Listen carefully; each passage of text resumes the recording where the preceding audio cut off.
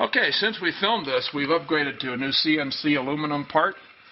It's a lot stronger, a lot better. It keeps the same geometry. And we've also used a double roll seal bearing, modern devices. That is a whole lot easier to put together. And instead of the bolt that we had in here, we now use a heavy-duty tie rod. It's right in there. It's a whole lot more street friendly. Price is the same, it's just a whole lot better.